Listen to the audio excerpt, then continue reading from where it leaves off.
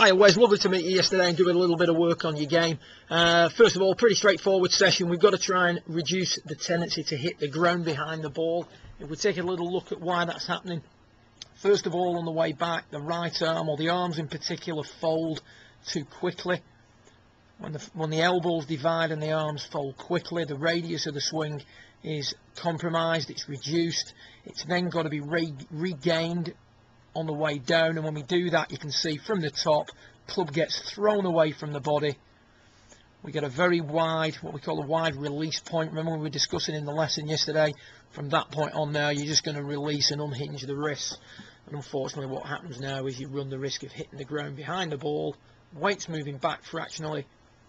You can see the club very low to the ground, handle location too far back, not enough lean on the shaft at impact. The thing that separates average golfers from good golfers is the ability to hit the ground out in front of the golf ball. We can see here Mike Bennett on the way back. The arms are straighter for longer during the backswing. You can see there the elbows not dividing, the arms not folding as quickly. Then from the top, what we're going to see is that the lower body moves forward, getting the weight into the left side. The angles form between the wrists and the left arm and the right arm on the way back are released gradually, not quickly. And as we come into impact, you can see now that the point of release is over the top of the golf ball. As he comes in now, handle much more in front of the golf ball at impact, shaft leaning forward at impact. Consequently, you can see the ball's on the red line. He hits the ground way out in front of that golf ball, controlling the rate at which the club face closes. And you can see there in the through swing, arms much straighter. Early release, handle back, elbows dividing.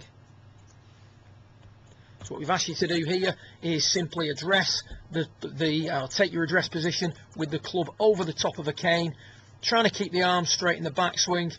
Weren't really doing it on this one, but you did on occasion, so the arms a little bit straighter. As you come through into impact now, all we're trying to do is hit out in front of that cane, and you can see straight away that we've tidied up that pre-impact position. Right arms much tighter into the side, much better maintenance of the angles, and more importantly, release point now over the top of the golf ball.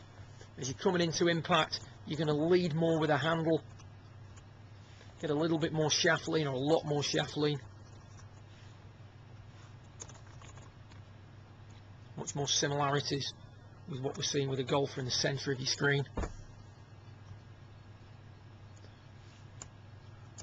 And then on the way through, we're in a position now where we can keep the arms a little bit straighter as you're coming through impact, not dividing quite as much.